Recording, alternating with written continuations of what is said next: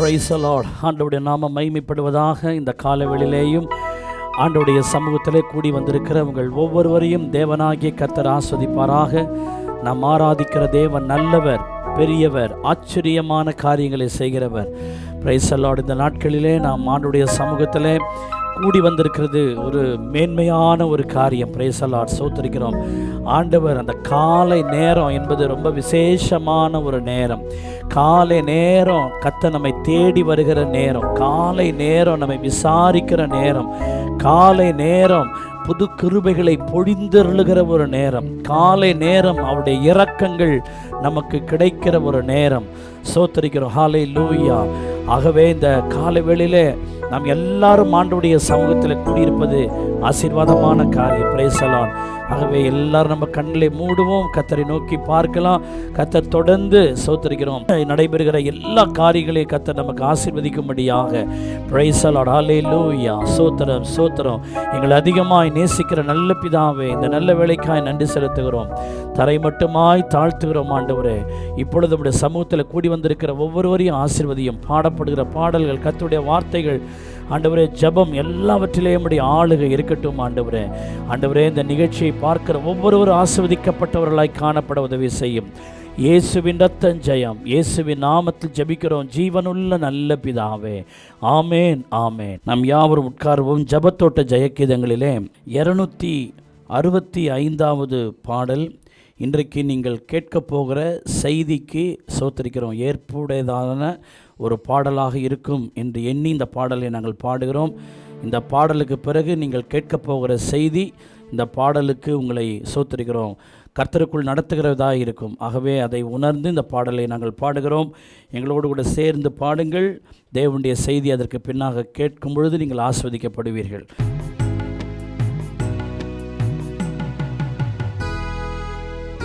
Jesus.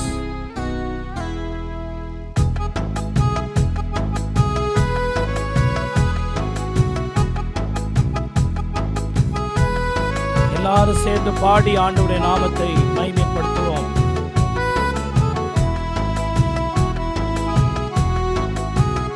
ஆமென். விண்ணிலும் மண்ணிலும் உம்மை தவிர எனக்கு யாருண்டு?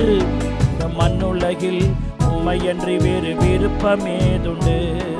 விண்ணிலும் மண்ணிலும் உம்மை தவிர எனக்கு யாருண்டு?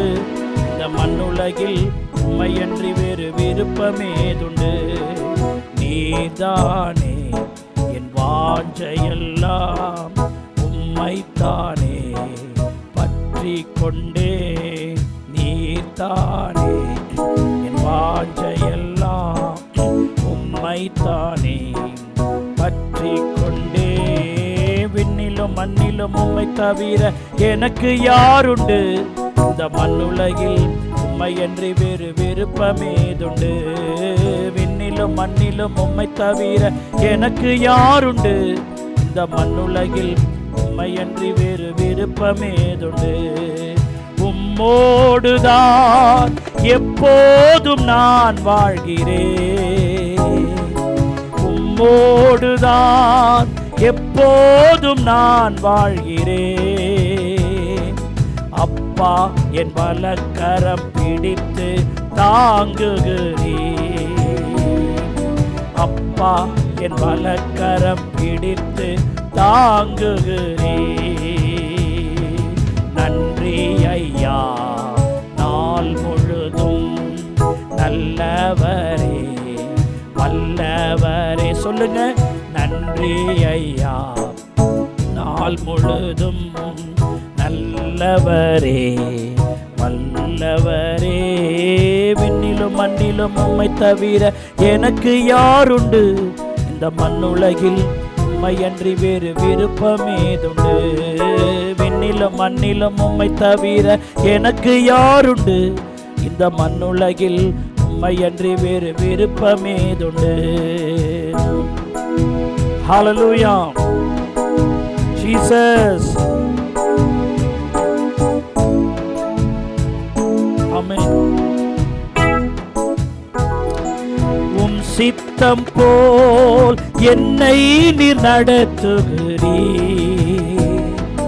உம் சித்தம் போல் என்னை நீர் நடத்துகிறீர். முடிவிலே என்னை மகிமையில் ஏற்றுக்கொள்வீர். ஹல்லேலூயா. முடிவிலே என்னை மகிமையில் ஏற்றுக்கொள்வீர்.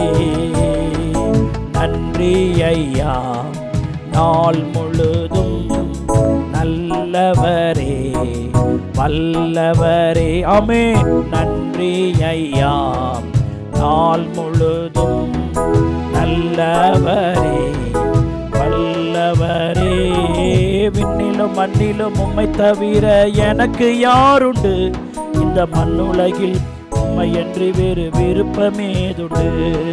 விண்ணிலும் மண்ணிலும் உம்மை தவிர எனக்கு யாருண்டு? இந்த மண்ணுலகில் உம்மையன்றி வேறு விருப்பமேதுண்டு? என் உள்ளத்தின் பலனே நீர்தானையா, என் உள்ளத்தின் பலனே நீர்தானையா. எனக்குரிய பங்கும் என்றென்றும் நீர்தானையா, எனக்குரிய பங்கும் என்றென்றும் நீர்தானையா. நன்றி ஐயா, நாள் முழுதும் நல்லவரே வல்லவரே. நன்றி ஐயா. ஆமென். நாள் முழுதும் நல்லவரே வல்லவரே. விண்ணிலும் மண்ணிலும் உம்மை தவிர எனக்கு யாருண்டு? இந்த மண்ணுலகில் உம்மையன்றி வேறு விருப்பமேதுண்டு? விண்ணிலும் மண்ணிலும் உம்மை தவிர எனக்கு யாருண்டு? இந்த மண்ணுலகில் உம்மையன்றி வேறு விருப்பமேதுண்டு?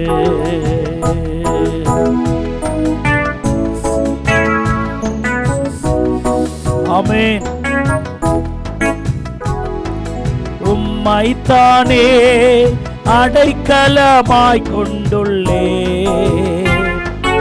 உம்மைத்தானே நான் அடைக்கலமாய் கொண்டுள்ளே. உம்மோடுதான் வாழ்வது என் பாக்கியம், உம்மோடுதான் வாழ்வது என் பாக்கியம். நன்றி ஐயா, நாள் முழுதும் நல்லவரே வல்லவரே. நன்றி ஐயா, நாள் முழுதும் நல்லவரே வல்லவரே. விண்ணிலும் மண்ணிலும் உம்மை தவிர எனக்கு யாருண்டு? இந்த மண்ணுலகில் உம்மையன்றி வேறு விருப்பமேதுண்டு? விண்ணிலும் மண்ணிலும் உம்மை தவிர எனக்கு யாருண்டு? இந்த மண்ணுலகில் உம்மையன்றி வேறு விருப்பமேதுண்டு? எனக்குள்ளே நீர் செயலாற்றி மகிழ்கின்றீர், எனக்குள்ளே நீர் செயலாற்றி மகிழ்கின்றீர். உம் சித்தம் செய்ய ஆறுதல் தருகின்றீர், உம் சித்தம் செய்ய ஆறுதல் தருகின்றீர். நன்றி ஐயா, நாள் முழுதும் நல்லவரே வல்லவரே. நன்றி ஐயா, நாள் முழுதும் நல்லவரே வல்லவரே. விண்ணிலும் மண்ணிலும் உம்மை தவிர எனக்கு யாருண்டு? இந்த மண்ணுலகில் உம்மையன்றி வேறு விருப்பமேதுண்டு? விண்ணிலும் மண்ணிலும் உம்மை தவிர எனக்கு யாருண்டு? இந்த மண்ணுலகில் உம்மையன்றி வேறு விருப்பமேதுண்டு? நீர்தானே என் வாஞ்சையெல்லாம், உம்மைத்தானே நான் பற்றி கொண்டே. நீர்தானே என் வாஞ்சையெல்லாம், உம்மைத்தானே நான் பற்றி கொண்டேன். விண்ணிலும் மண்ணிலும் உம்மை தவிர எனக்கு யாருண்டு? இந்த மண்ணுலகில் மையன்றி வேறு விருப்பமேதுண்டு, விண்ணிலும் மண்ணிலும் இந்த மண்ணுலகில் விருப்பமேதுண்டு. அருமையான கர்த்தருடைய பிள்ளைகளே, 2009 வருஷத்திலே ஒரு ஞாயிற்றுக்கிழமை நிர்மூலமாகாதிருப்பது எப்படி என்கிற தலைப்பிலே கர்த்தருடைய வார்த்தைகளை பேசினேன். அதில் சொல்லப்படுகிற விளக்கங்கள், வசனங்களை உற்று பாருங்கள்.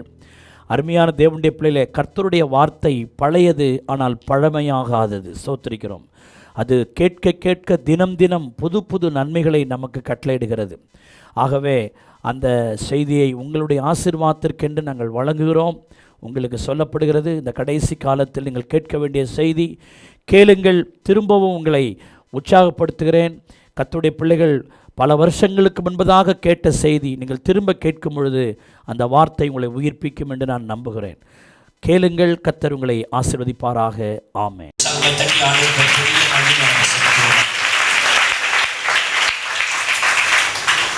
சங்கீதத்தின் புஸ்தகம் 11வது சங்கீதம் 3வது வசனத்தை நான் உங்களுக்காக வாசிக்கிறேன். அஸ்திபாரங்களும் நிர்மூலமாகிறதே, நீதிமான் என்ன செய்வான்? மறுபடியும் வாசிக்கிறேன்.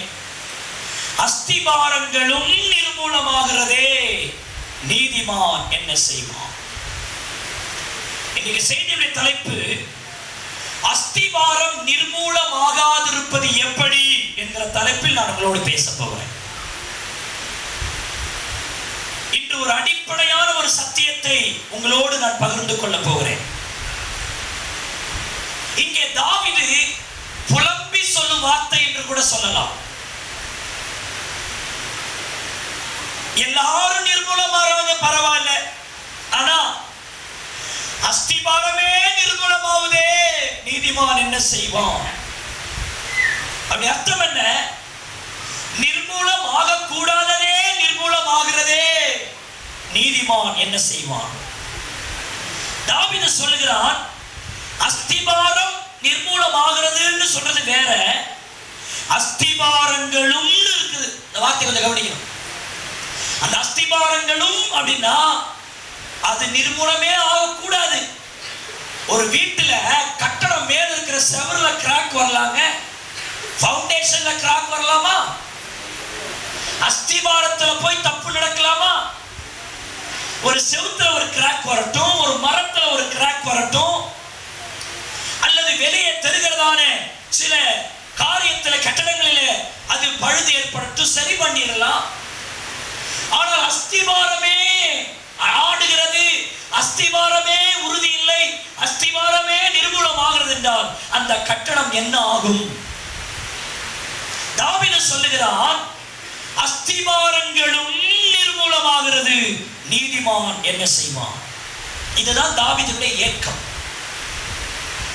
இந்த வார்த்தையை கேட்டுக்கொண்டிருக்கிற அருமையான தேவனுடைய பிள்ளையே, எனக்கு தேவன் தந்த பாரத்தை உங்களோடு பகிர்ந்து கொள்ளுகிறேன்.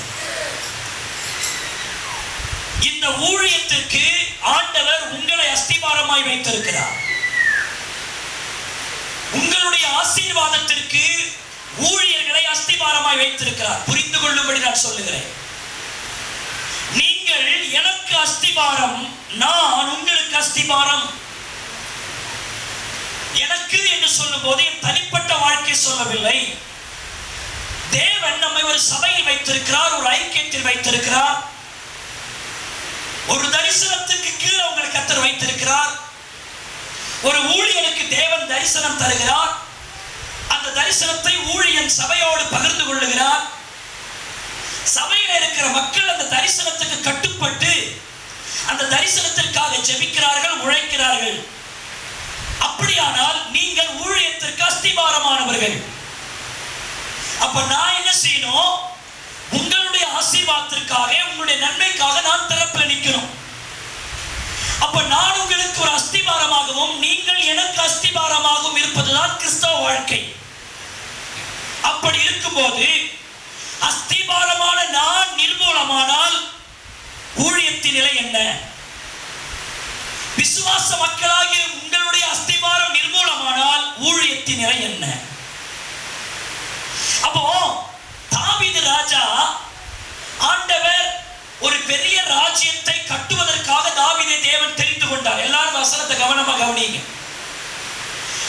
தாவீதை தெரிந்து கொண்டு அந்த தரிசனத்துக்கு அஸ்திபாரமான பலரை ஆண்டவர் தாவீதோடு இணைத்தார். அநேக பெரிய ஆட்களை கர்த்தர் தாவீது கொடுத்தார். அந்த தாவீது ஆட்கள் தாவீதினுடைய தரிசனத்திற்கும் தாவீதுடைய ஊழியத்துக்கும் அவங்க ஃபவுண்டேஷனா அஸ்திபாரமா இருந்தாங்க. அஸ்திபாரமா இருந்து ஊழியம் பண்ணாங்க. ஊழியம் அருமையாய் வளர்ந்தது. ராஜ்யம் கட்டப்படுகிறது. நாள் ஆக ஆக ஆக தாவீதோடு கூட இருந்த அந்த அஸ்திபாரங்கள் எல்லாம் நிர்மூலமாக தொடங்கிற்று. நல்ல தாவீதோடு கூட சப்போர்ட்டிவாக இருந்தவர்கள், தாவீதோடு கூட ஊக்கமளித்தவர்கள், நாள் ஆக ஆக, வருடங்கள் ஆக ஆக, காலங்கள் ஆக ஆக அவர்களோடு கூட இருந்த ஆட்கள் பின்வாங்கவும், தாவீதை விட்டு விலகவும், தாவீதோடு ஒத்துழைக்க மறுக்கவும், அதனாலே தேவ ராஜ்யம் கட்டுவதற்கு ஒரு தடையாக ஏற்பட்டு விட்டது. அந்த நேரத்தில் தான் தாவீது புலம்புகிறான், அஸ்திபாரங்களும் நிர்மூலமாகிறதே, நீதிமான் என்ன செய்வான்? உதாரணத்துக்கு சொல்ல வேண்டுமானால், தாவீதுடைய ஊழியத்துக்கு அஸ்திபாரமானவன் அகித்தோப்போல். இந்த அகித்தோப்போல் எப்படிப்பட்டவன் என்றால், தெய்வீக ஆலோசனையை தக்க சமயத்தில் கொடுத்து தாவீதுடைய ஊழியத்தை அல்லது தாவீதுக்கு தேவன் கொடுத்த ஊழியத்தை கட்டுவதற்கும் வலுப்படுத்துவதற்கும் இந்த அகித்தோப்போல் ஒரு முக்கிய அஸ்திபாரமாக இருந்தான். என்னாச்சு? ஒரு காலகட்டத்திற்கு வந்தபோது அந்த அகித்தோப்போல் தாவீதுக்கு எதிராய் மாறி நல்ல ஆலோசனையை சொல்ல வேண்டியவன் தாவீதுக்கு தப்பு ஆலோசனை சொல்லி தாவீதின் ஊழியத்தையே கெடுக்க எண்ணின ஒரு மனிதன் அகித்தோப்போல். இவன் இப்படி இருக்க, தாவீதுக்கு இன்னொரு அஸ்திபாரமாய் இருந்த யோவா. அவன் யார் தெரியுமா? பட்டயத்தை எடுத்தாலே பட்டணங்கள் சமர்ப்பமாகும், அப்படிப்பட்ட வைராக்கியமுடையவன், யுத்தத்திலே வல்லவன் யோவா. இந்த யோவா தாவீதுடைய ஊழியங்களுக்கு, தாவீதுக்கு மிகவும் உதவிகரமாய் இருந்தான்.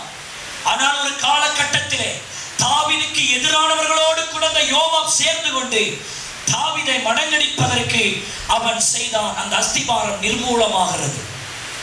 அது மாத்திரமல்ல, தாவீதோடு கூட அபியாத்தார் என்கிற ஒரு ஆசாரியர் இருந்தார். அந்த ஆசாரியன் தாவீதுக்கு ஜெபம் பண்ணி தேவ வார்த்தைகளை பெற்றுக் கொடுக்கவும், தேவனுடைய ஊழியத்தில் அவன் ஒரு பங்கு வகித்த ஆசாரியனாகிய அபியாத்தார் என்ன செய்தார்? ஒரு காலம் வந்தபோது அவனுக்கு எதிராய் செயல்பட்ட அதோனியாவோடு கூட அபியாத்தார் சேர்ந்து தாவீதினுடைய தரிசனத்திற்கு அவன் பங்கம் வரவிப்பதற்கு காரணமாக இருந்தான். இப்படி ஏராளமா சொல்லிக்கிட்டே போலாம். இப்படி அவனோடு கூட இருந்த அநேகர் இடர்கிறவர்களாகவும் பின்வாங்குகிறவர்களாகவும் இருந்ததினாலே ஒரு மனிதனுக்கு தேவன் தந்த தரிசனம் நிறைவேறுவதற்கு கஷ்டமாய் போய்விட்டது. இன்றைக்கு நான் சொல்லுகிறேன், திறந்த மனப்பான்மையோடு சொல்லுகிறேன், ஆண்டவர் நமக்கென்று ஒரு ஊழியத்தை கொடுத்திருக்கிறார். நம்மை ஒரு தரிசனத்துக்கு கீழே வைத்திருக்கிறார். உங்களுக்கென்று ஒரு ஊழியனை கொடுத்திருக்கிறார். உங்களுக்கென்று ஒரு ஊழியத்தை கொடுத்திருக்கிறார். உங்களுக்கென்று ஒரு சபையை கொடுத்திருக்கிறார். நமக்கென்று ஒரு லக்கை கொடுத்திருக்கிறார். நமக்கென்று தேவன் ஒரு திட்டத்தை கொடுத்திருக்கிறார். இந்த திட்டங்களை நீங்கள் அறிந்து அதற்கு ஒரு அஸ்திபாரத்தை போல நீங்கள் செயல்பட வேண்டும். நீங்கள் கொஞ்ச நாள் ஊழியம் செய்துவிட்டு, கொஞ்ச நாள் சபைக்கு உழைத்துவிட்டு, கொஞ்ச நாள் சபைக்கு ஆதரவாக இருந்துவிட்டு, வளர வளர பெருக பெருக நீங்கள் இடறுகிறவர்களாகவும் விலகுகிறவர்களாகவும் எதிரானவர்களாகவும் நீங்கள் மாறிவிடுவீர்களானால் சபையிலே தேவ ராஜ்யம் எழுப்புவது கடினம். இந்த மாதிரி ஒரு சூழ்நிலைகள் சபை நடக்கும் போது நானும் அப்படித்தான் கதற வேண்டிய ஒரு சூழ்நிலை ஏற்படும். உங்களுடைய வாழ்க்கையிலே நான் சரியில்லாதவராய் மாறிவிட்டால் நீங்களும் அப்படி கதற வேண்டிய ஒரு சூழ்நிலை ஏற்படும். சபை என்பது 2 மாட்டு வண்டி. அந்த 2 மாடு ஒழுங்கா இருந்த வண்டி போய் சேர வேண்டிய இடத்துல போய் சேரும். அப்படியானால் சபையில விசுவாசிகள் ஊழியருடைய இந்த 2 பங்கும் ரொம்ப முக்கியமானது. ஊழியன் ஒரு அஸ்திபாரம், அதில் இருக்கிற விசுவாசி ஒரு அஸ்திபாரம். இந்த 2 அஸ்திபாரம் நிர்மூலமாகாது இருந்தால் தான் தேவ ராஜ்யம் அங்கு கட்டி எழுப்பப்படும். கைகளை தட்டி கட்டளை நான் ஸ்தோத்திரம் பண்ணுவோம். அல்லேலூயா, அல்லேலூயா. அப்படியானால் உங்களுடைய அந்த அஸ்திபாரம் எப்படி இருக்கிறது? உங்களை கர்த்தர் அஸ்திபாரமாய் வைத்திருக்கிறார் என்று நீங்கள் அறிந்து கொள்ள வேண்டும். என்னை இந்த ஊழியத்திற்கு ஒரு அஸ்திபாரமாய் வைத்திருக்கிறார். நீங்கள் ஒரு பராமரிப்பு குழு எடுத்து நடத்துகிறீர்கள். அந்த பராமரிப்பு குழுவுக்கு தேவன் உங்களை அஸ்திபாரமாய் வைத்திருக்கிறார். உங்களுக்கு என்று ஒரு ஊழியத்தை தந்தனால்தான் எனக்கு அப்படிப்பட்டவைகளை எழுதவும் அப்படிப்பட்ட வார்த்தைகளை சொல்லவும் எனக்கு தேவன் வாக்கு கொடுக்கிறார். இல்லாவிட்டால் அந்த தரிசனமும் அந்த எண்ணமும் எனக்கு இல்லாவிட்டால் அந்த வார்த்தைகளை எனக்கு சொல்ல தெரியாது. அடிக்கடி சொல்லுவனே, குழந்தை பெற்ற அம்மாவுடைய மார்புல தான் பால் தரிசனமும் பாரமும் எனக்கு இருக்கிறதுனால தான் அந்த வார்த்தை வெளியே வருது. அந்த வார்த்தைக்கு நீங்கள் அஸ்திபாரமாக இருக்க வேண்டும். உங்களுடைய ஊழியத்தினுடைய ஒத்தாசைக்கு நான் அஸ்திபாரமாக இருக்க வேண்டும். இப்படி அஸ்திபாரங்கள் நிலையாக இருந்தால் தான் நீதிமான் தேவ நாமத்தை மகிமைப்படுத்த முடியும். கைகளை தட்டி ஆண்டவரை சொல்றேன். அல்லேலூயா. இன்னைக்கு சபை நடக்கிற கூத்து என்ன? இன்னைக்கு மினிஸ்ட்ரி நடக்கிறதான இழப்புகள் என்ன? ஒரு சமாப்த இது வரைக்கும் இருப்பாங்க. கொஞ்சம் ஆண்டவர் உயர்த்துவாரு, கொஞ்சம் தருவாரு. ஆண்டவர் அப்படியே காலமெல்லாம் கூரை வீட்டிலேயும் காலமெல்லாம் 10 ரூபாய் 20 ரூபாய் காத்துக்கிட்டு இருப்பாரு. இல்ல, நீ வளர வளர உன் குடும்பத்தையும் உயர்த்துவார், உன் வீட்டை உயர்த்துவார், உன் வேலையை உயர்த்துவார், எல்லாம் உயர்த்தி தான் போவார். ஆனால் உயர உயர உன் அஸ்திபாரத்தில் மிஸ்டேக் வரக்கூடாது. அந்த அஸ்திபாரமாகிய உபதேசத்தை விட்டு மாறக்கூடாது. சபையினுடைய ஊழியத்திலே உன்னுடைய நிலை என்ன? அநேகர் கொஞ்சம் தெரிஞ்சிட்டா போதும், கொஞ்சம் வளர்ந்து விட்டால் போதும், நம்ம வளர்ந்த சபையை அற்பமாய் நினைக்கிறார்கள், அங்க இருக்கிற ஊழியத்தை அற்பமாய் நினைக்கிறார்கள், அங்கு வருகிற ஆலோசனை அற்பமாய் நினைக்கிறார்கள். அப்படி வந்தால் தேவராஜ் எப்படி கட்டப்படும்? தேவராஜ் எப்படி கட்டப்படும்? அதே போல நீங்கள் இருக்கிறீர்கள். உங்களுடைய பிரச்சனைக்காக நான் பாரப்படாதவனாக, உங்கள் பிரச்சனைகளுக்காக நான் தேவ சமூகத்தில் இருக்காதவனாக இருந்தால் நான் என்னத்திற்கு நான் கேட்கிறேன்? பேருக்காகவா வெள்ளையை கட்டி போட்டு நிக்கிறதுக்கு? அப்படி அல்ல. நான் உங்களுக்கு ஒரு அஸ்திபாரத்தை போல நிற்க வேண்டும். நீங்கள் இந்த ஊழியத்துக்கு ஒரு அஸ்திபாரத்தை போல இருக்க வேண்டும். அஸ்திபாரம் நிர்மூலமாக கூடாது. அல்லேலூயா. நீங்கள் புரிந்து கொள்ள வேண்டும், நான் ஒரு அஸ்திபாரம். ஆகவே என் அஸ்திபாரத்தை நான் கடைசி வரைக்கும் காத்துக் கொள்ள வேண்டும். ஆமென். அல்லேலூயா. அஸ்திபாரம் ரொம்ப முக்கியம். அஸ்திபாரம் சரியாக இருக்க வேண்டும். இப்போது நான் சில காரியங்களை நான் உங்களோடு கூட பகிர்ந்து கொள்ள விரும்புகிறேன். ஒரு விசுவாசி, ஒரு ஊழியன், அவங்களுடைய ஃபவுண்டேஷன் ரொம்ப சரியா இருக்கணும். நீங்க எல்லாரும் ரட்சிக்கப்பட்டவங்க, ஞானஸ்நானம் எடுத்து தேவ சபைக்குள்ள வந்திருக்கிறீங்க, கர்த்தருடைய பிள்ளைகள். உங்கள் அஸ்திபாரம் கரெக்டா இருக்கணும். நல்ல அஸ்திபாரம் என்னைக்கு கீழே விழாது. கற்பாறையின் மேல் கட்டப்பட்ட வீடு, பெருமழை வந்தது, பெருங்காற்று வந்தது, அந்த வீடு கீழே விழவில்லை. காரணம், அது கற்பாறையின் மேல் அஸ்திபாரம் போடப்பட்டது.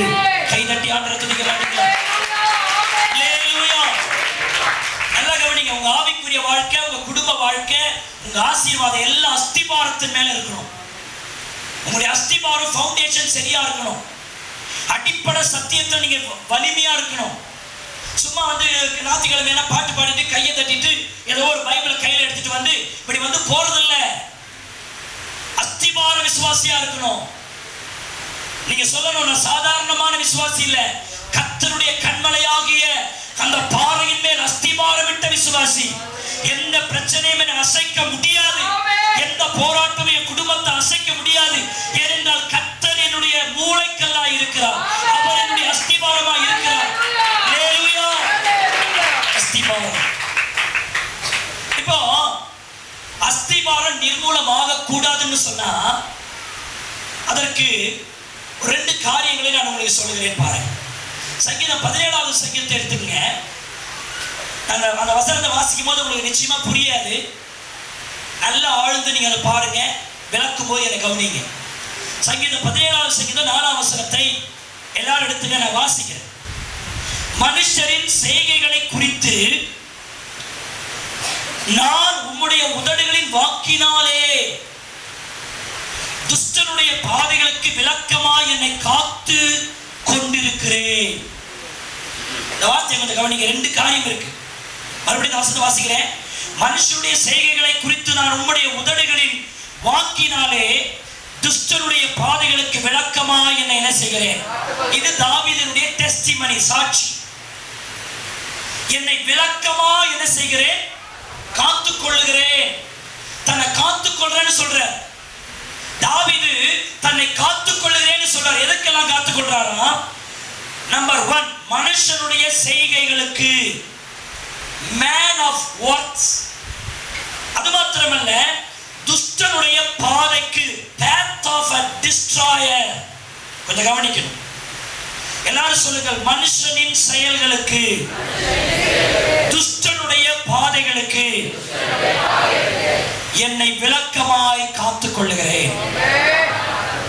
இந்த வசனத்தை படிக்கும் போதே இப்ப நிறைய பேருக்கு என்னன்னு ஒரு மாதிரி உட்காந்துருப்பீங்க. கொஞ்சம் நல்லா கவனமாய் கவனி.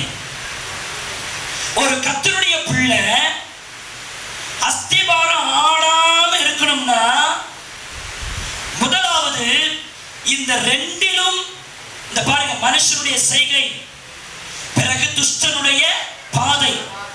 இந்த மனுஷனுடைய செய்கைக்கும் துஷ்டனுடைய பாதைக்கும் நான் உம்முடைய உதடுகளின் வாக்கினாலே என்னை காத்துக் கொள்ளுகிறேன். மனுஷனுடைய செய்கைக்கும், எல்லாரும் சொல்லுங்க, மனுஷனுடைய செய்கைக்கும் துஷ்டனுடைய பாதைக்கும் கர்த்தருடைய உதடுகளின் வாக்கினாலே என்னை விளக்கமாய் காத்துக் கொள்ளுகிறேன். அல்லேலூயா, அல்லேலூயா. அப்ப இந்த ரெண்டு காரியத்தையும் தாவீது சொல்லிட்டு சொல்றாரு, தேவனுடைய வார்த்தையினால என்ன செய்து கொண்டு வருகிறேன், காத்துக் கொண்டு வருகிறேன். காத்துக்கொள்ளணும். நம்பர் 1, அடிப்படை சத்தியத்தை பேச போறேன் நானு. இது உங்களுக்கும் பிரயோஜனமா இருக்கணும், உங்க கீழே சத்தியத்தை கேட்கிறவங்களுக்கும் பிரயோஜனமா இருக்கும்படி நான் பேசுறேன். முதல்ல உங்க அஸ்திபார ஸ்டாண்டர்ட்ல இருக்கணும், அதுக்காக பேசுறேன். இப்ப கொஞ்சம் கவனிங்க. முதல் குறிப்பு, மனுஷனுடைய செய்கையிலிருந்து நம்மை காத்துக் கொள்வது எப்படி, இது ரொம்ப முக்கியம். முதல்ல ஒரு உதாரணத்தை சொல்றேன் பாருங்க. லண்டன்ல ஊழியக்காரராக இருந்தவர் தேவ அழைப்பை பெற்று ஆப்பிரிக்காவில் மிஷனரியா போனார். மிஷனரியா போய் அந்த ஆப்பிரிக்காவில் 10 ஆண்டுகள் ஊழியம் செஞ்சார். ஒரு ஆத்மா கூட ரட்சிக்கப்படல. ஆண்டவரே, லண்டனை விட்டு என் சௌகரியத்தை விட்டு ஆப்பிரிக்காவுக்கு வந்து இப்படி அழைப்பின் பேர தானே ஊழியத்தை பண்ண, 10 வருஷமா ஊழியம் பண்ற, ஒரு ஆத்மா கூட சபையில வந்து உட்காரலையே, என்ன செய்யறதுன்னு சொல்லி அவர் ஆண்டவரை நோக்கி பார்த்தார். 10 வருஷத்துக்கு பிறகு அவருடைய ஊழியத்தை பார்த்து தேவ ஆவியானுடைய ஊழியத்தில் அசைவாட தொடங்கினார். ஆவியானுடைய அசைவாடுனாலே அங்கு இருந்ததான கடினமான ஆத்துமாக்களுடைய இதயத்தை உடைத்து சதையான இருதயமாய் மாற்றி இந்த ஊழியர் பிரசங்கித்த வார்த்தைகளை அவர்கள் கேட்கும்படி வைத்து ஆயிரக்கணக்கான ஜனங்களை அவருடைய ஊழியத்தின் மூலமாய் ரட்சிக்கப்பட கர்த்தர் வைத்தார். இன்றும் உங்களுக்கு ஒரு உதாரணத்தை சொல்லுகிறேன். நீங்கள் செய்கிற ஊழியத்தில் கூட சத்தியத்தை சொல்லும் போது கூட அவ்வளவு சீக்கிரமா ஆள் உள்ள வராது. ஆனால் நீங்கள் தொடர்ந்து செயல்பட்டுக் கொண்டிருக்கும் போது ஒரு நாள் ஆவியானவர் உங்கள் ஊழியத்தில் பலமாய் அசைவாடுவார். வர மாட்டேன் என்று மறுத்தவர்கள் உங்கள் ஜெபத்திற்காகவும் உங்களுடைய சமூகத்திற்காகவும் நீங்கள் சொல்லுகிற ஆலோசனைக்காகவும் கேட்பதற்கு அவர்களை வரவழைப்பதற்கு நான் பிரசங்கிக்கிற இயேசு வல்லவராய் இருக்கிறார். விசுவாசிக்கிறவர்கள் கைகளை தட்டி ஆண்டவரை சொல்லுங்கள். அந்த ஊழியர் அப்படி செய்தார். அவருடைய ஊழியத்தில் ஆத்துமாக்கள் ரட்சிக்கப்பட்டாங்க. ஆத்துமாக்கள் வந்தாங்க. ஆத்துமாக்கள் வந்தவோ ரட்சிக்கப்பட்டாங்க. அதுல ஒரு இன மக்கள், ஆப்பிரிக்காவில் ஒரு இன மக்கள் பாஸ்டர் இடத்துல வந்து, பாஸ்டர் எங்களுக்கு ஒரு சந்தேகம், என்ன அப்படின்னா, நாங்கள் ரட்சிக்கப்படுறதுக்கு முன்னாடி எங்களுடைய ஊர்களில் பண்டிகை வரும்போது நாங்கள் மேலதாளங்களோடு நாங்கள் மேலதாளம் கொட்டி பாடி நாங்கள் நடனமாடுவோம். ஆனால் இப்போ இயேசு கிறிஸ்துவை ஏற்றுக்கொண்டு ரட்சிக்கப்பட்டு திருச்சபைக்கு வந்துட்டோம், நாங்கள் நடனமாடலை, ஆனால் நடனத்தை போய் பார்க்கலாமா? அதுக்கு அப்புறம் சொன்னாங்க, அதுக்கு முன்னாடி நாங்கள் சீட்டு கட்டி பணம் கட்டி சீட்டு கட்டிலாம் சீட்டு கட்டு விளையாடுவோம், இப்போ நாங்கள் பணம் கட்டாமல் சீட்டு விளையாடலாமா? அதற்கு முன்பதாக நாங்கள் என்னென்ன பாவத்தை செய்தோம், ஆனால் இப்போது நாங்கள் ரட்சிக்கப்பட்டு கிறிஸ்துவுக்குள்ளே வந்து விட்டோம், இப்போது நாங்கள் அதை செய்தால் அது பாவமா என்று கேட்டார். இப்போ நிறைய பேர் கொஞ்சம் கவனிக்கணும். நம்முடைய ஊழியங்களில் நிறைய பேர் கேட்கிற கேள்வி, ஆண்டவர் அதை செய்யக்கூடாது என்று எழுதியிருக்கிறாரா? அதை செய்யக்கூடாது என்று வேதத்தில் எங்க எழுதியிருக்கு காட்டுன்னுவாங்க. இப்படி இருக்கக்கூடாது பைபிள் எங்க இருக்கு? இப்படி செய்யக்கூடாது பைபிள் எங்க இருக்கு? பொட்டு வைக்கக்கூடாது பைபிள் எங்க இருக்கு? இந்த மாதிரி பேசக்கூடாது பைபிள் எங்க இருக்கு? சினிமா பார்க்கக்கூடாது பைபிள் எங்க இருக்கு? நாடகம் பார்க்கக்கூடாது கர்த்தர் எழுதி வச்சிருக்கிறாரான்னு சொல்லி ஒரு சிலர் அதற்காக வசனம் இருக்கிறதா அப்படி என்று இதை சாக்காய் காட்டிக்கொண்டு அநேக மனுஷனுடைய செய்கைகளை சிக்கி இருக்கிறார்கள். உங்களுடைய அஸ்திபாரம் நிர்மூலமாகாமல் இருக்க வேண்டுமானால் மனிதனுடைய செய்கைகளுக்கு உங்களை விலக்கிக் கொள்ள வேண்டும்.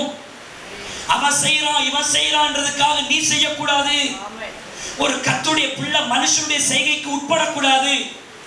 ஒரு கர்த்தருடைய பிள்ளை ஒரு மனுஷன் செய்யறான்றதுக்காக பைபிள் அதுக்கு எங்க ஆதாரம் இருக்கு? நான் ரட்சிக்கப்பட்டுட்டேன், இந்த ஞானஸ்தானம் எடுத்துட்டேன், சர்ச்சுக்கு வந்தா போதாதான், ஆண்டவர் என் மனசை பார்க்கிற, என் மனசு சுத்தமா இருக்கு, அதுல என்ன பாவம் இருக்கு, அதை செஞ்சா என்னன்னு சொல்லி நிறைய பேர் பைபிள் ஆதாரம் இருக்கான்னு சொல்லி பைபிளை கேட்டுட்டு அநேகர் அந்த மனுஷனுடைய செய்கைகளை சிக்கியிருந்தால் அநேகர் மனுஷனுடைய செய்கைகளை சிக்கி இருக்கிறார்கள். உங்களுடைய அஸ்திபாரம் நிர்மூலமாகாமல் இருக்க வேண்டுமானால் மனிதனுடைய செய்கைகளுக்கு உங்களை விலக்கிக் கொள்ள வேண்டும். அவன் செய்யறான் இவன் செய்யறான்றதுக்காக நீ செய்யக்கூடாது. ஒரு கர்த்தருடைய பிள்ளை மனுஷனுடைய செய்கைக்கு உட்படக்கூடாது.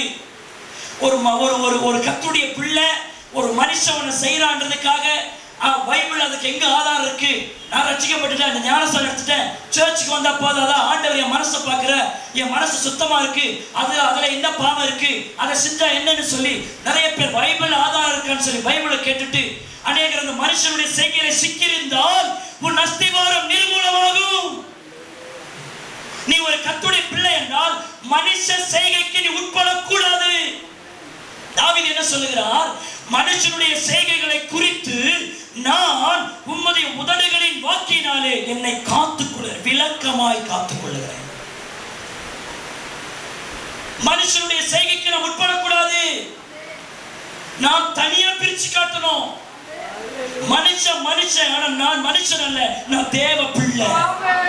நான் மனுஷனில் இருந்து பிரிக்கப்பட்ட தேவ பிள்ளை. நானு அந்த மனுஷ செய்கை எனக்குள்ள இருக்கக்கூடாது. நான் உலகத்தான் அல்ல, உலகத்திலிருந்து வேறு பிரிக்கப்பட்டவன். நான் உலகத்தில் வாழ்கிறேன், ஆனால் உலகத்தான் அல்ல. கைகளை தட்டி கர்த்தரை சொல்லுங்க. எல்லாரும் இந்த வார்த்தை கன்ஃபஸ் பண்ணுங்க. நான் உலகத்தில் வாழ்கிறேன், நான் உலகத்தான் அல்ல. லிசன் தி வேர்ட். கொஞ்சம் நல்லா கவனிச்சு பாருங்க. நீங்க உலகத்தில் இருக்கிறீங்க சார், பட் உலகத்தான் அல்ல. நான் மனுஷன் அல்ல, நான் மனுஷன் என்று வேறு பிரிக்கப்பட்ட தேவ பிள்ளை.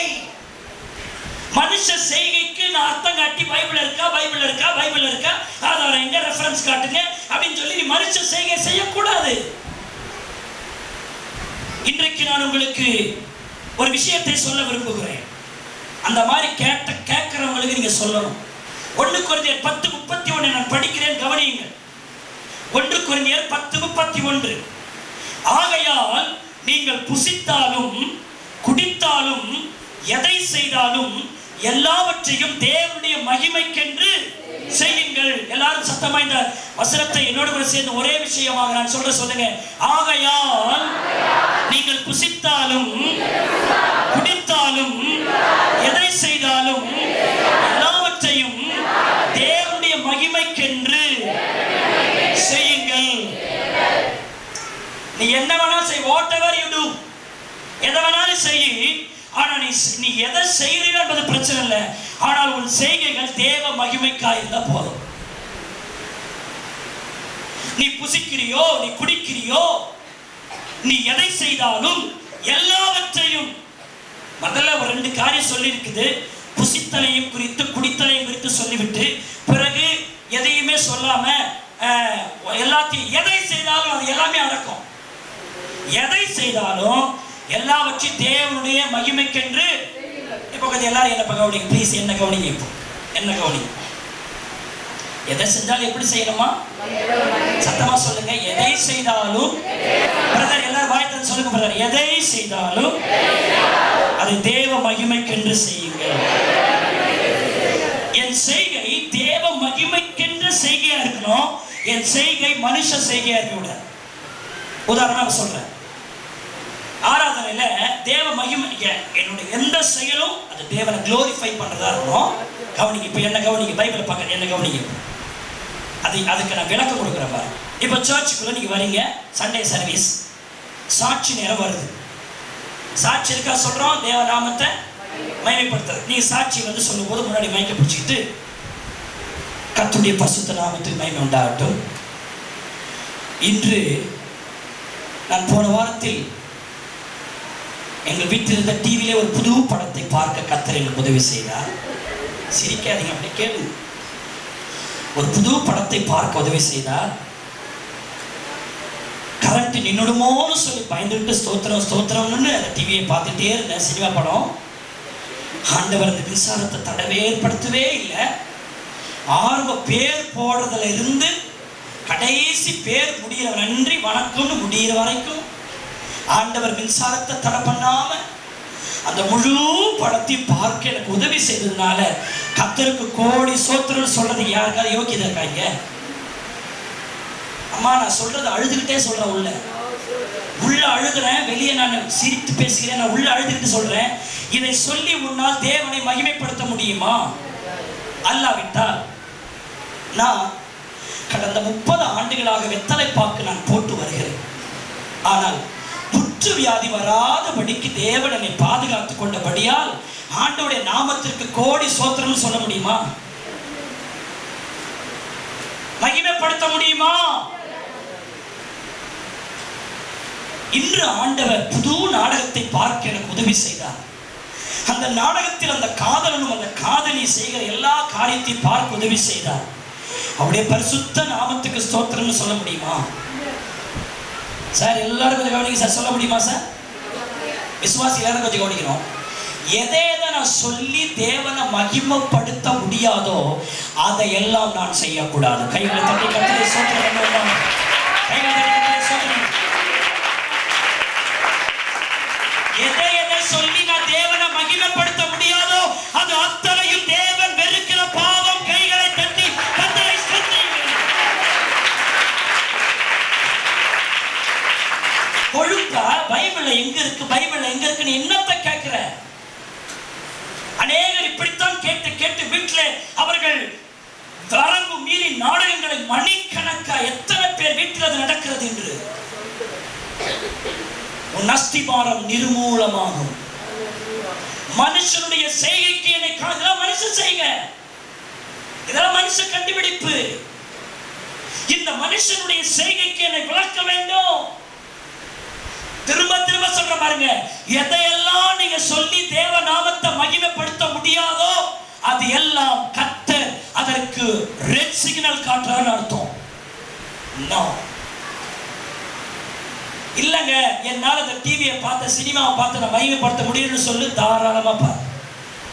ஒரு நாடகத்தை இந்த ஸ்டேஜில் கொண்டு வந்து நீ அதை சொல்லி தேவ நாமத்தை உன்னால மகிமைப்பட வைக்க முடியுமா? தாராளமா பாரு. எந்த ஒரு சிகரெட்டோ எந்த ஒரு வெத்தலை பாக்கோ எந்த ஒரு பயலையோ அதை சாப்பிட்டு விட்டு வியாதி வராமல் என்னை காத்தார்னு சொல்லி அதனால் ஒரு தேவ மகிமையை கொண்டு வருவாயானால் அதை நீ செய். தேவ நாமத்துக்கு மகிமை சேராத எதுவும் என் வாழ்க்கையை விட்டு அது விலகி இருக்க வேண்டும். எல்லாரும் கொஞ்சம் கவனிக்கணும். எதெல்லாம் நான் தேவனுடைய நாமத்தை சொல்லி மகிமைப்படுத்த முடியாதோ அது என் வீட்டுக்குள்ள எனக்குள்ளும் அதை எனக்கு கரப்படுத்தக்கூடாது. அது இருந்தால் என்னுடைய அஸ்திபாரம் நிர்மூலமாகும். கொஞ்சம் கவனிக்கணும் அருமையான தேவனுடைய பிள்ளைகளே. அப்போ ஒரு இன்னும் சில வசனத்தை சொல்லுகிறேன் பாருங்கள். கொலோசியர் 3ஆம் அதிகாரம் 17 என்ன சொல்லுகிறது? வார்த்தையானாலும் கிரியையானாலும் நீங்கள் எதை செய்தாலும் அதையெல்லாம் கர்த்தராகிய இயேசு கிறிஸ்துவின் நாமத்தினாலே செய்து அவர் முன்னணியில் பிதாவாகிய தேவனை என்ன செய்யுங்கள்? ஸ்தோத்திரியுங்கள். வார்த்தையிலும் கிரியையிலும் நீங்க எதை செஞ்சாலும் அதையெல்லாம் கர்த்தராகிய இயேசு கிறிஸ்துவின் நாமத்துல செஞ்சு அவர் முன்னணியில் நீங்க தேவனை என்ன செய்யணும்? வரம்பு மீறாதே சகோதரா சகோதரி, வரம்பு மீறாத. கர்த்தருடைய பிள்ளைன்னு சும்மா நெத்தியில பட்ட மாதிரி கட்டிக்கிட்டு கிறிஸ்தவ பேரை வச்சுக்கிட்டு பைபிளை எடுத்துக்கிட்டு கைவீசமா கைவீசு கடைக்கு போலாம் கைவீசுன்னு சொல்லி சும்மா கிறிஸ்தவ குடும்பத்துல பிறந்துட்டு ஞானஸ்தானம் எடுத்துட்டேன்னு சொல்லி ஊரை ஏமாத்தாத. அஸ்திபாரங்களும் நிர்மூலமாகிற காலம்.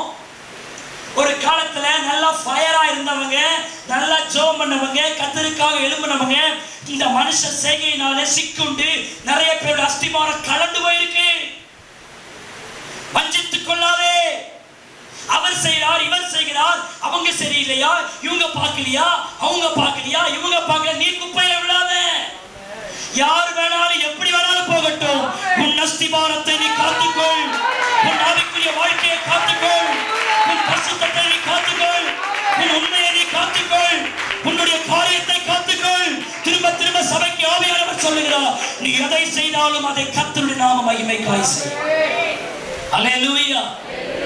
பைபிள் என்ன சொல்லுதுங்க?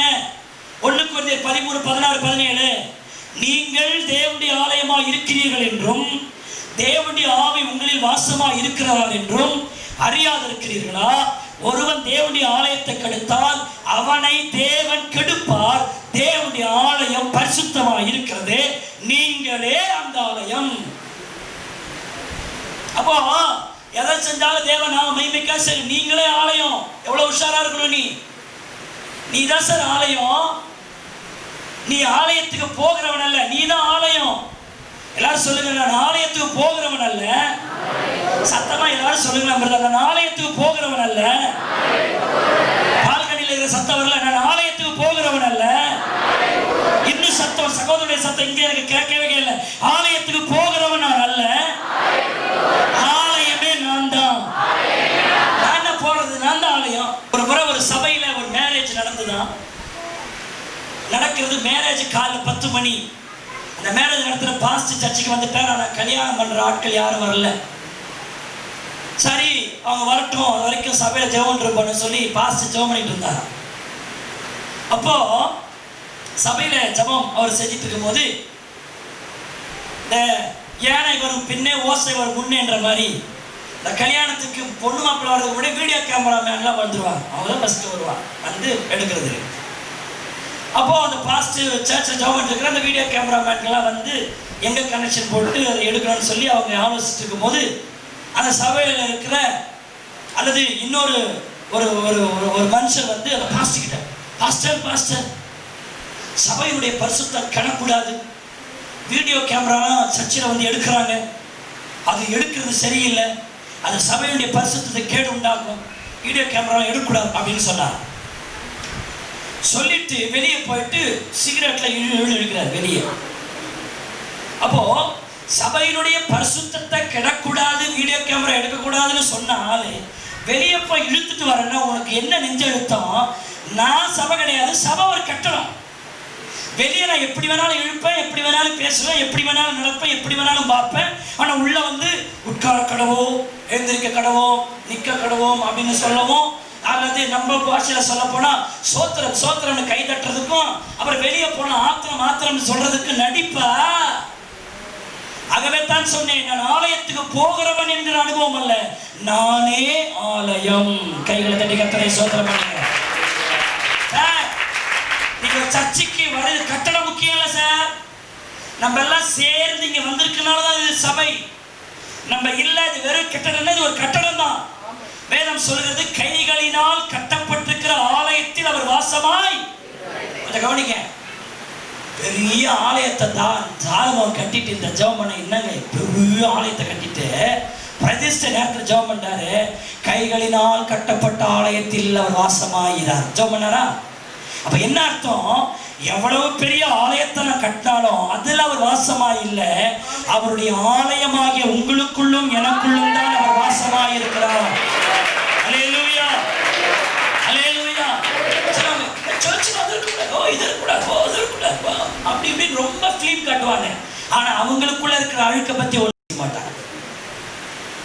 அங்க ஒருத்தவங்க சொன்னாங்க, அதை சொல்றாங்க, இதை பேசுறாங்க, இதை சாப்பிட்டாங்க. ஆண்டவர் சொன்னாரு, இங்கிருந்து போறது ஒன்றும் ஆக்காது, இங்கிருந்து வர்றதுதான் ஆக்கம் அப்படின்னாரு. அப்போ ரொம்ப முக்கியம் பரிசுத்தம். ஆகவே நம்முடைய செய்கை அந்த வார்த்தையை சொல்லி சொல்லி நம்ம காத்துக்கிட்டு எந்த மனுஷனுடைய செய்கைகளுக்கும் வழிபாடுகளுக்கும் அவர்களுடையதான காரியங்களுக்குள் நான் உட்படாதபடி என்னை விளக்கமாய் நான் காத்துக்கொள்ள வேண்டும். இந்த மாதிரி நீங்க இருந்தீங்கன்னா உங்க அஸ்திபாரம் நிர்மூலமாகாது. கைகளை தட்டி கர்த்தரை சோத்திரம் பண்ணுங்க. நிறைய பேருடைய வீட்டுல ரகசிய பாவம், துணிகரமான காரியத்தை செஞ்சுட்டு நாங்க மட்டும்தான் பார்க்கிறோமா, ஊர்ல எல்லாம் தான் பார்க்கிறாங்க அப்படின்னு சொல்லி பிறரை காட்டி காட்டி நீ பள்ளத்தில் விழுந்தால் உன் அஸ்திபாரம் நிர்மூலமாகும், நீ தப்பிக்க முடியாது என்பதை கருத்தில் கொள். அடுத்ததாக, துஷ்டனுடைய பாதைக்கு நீ என்ன செய்ய வேண்டும்?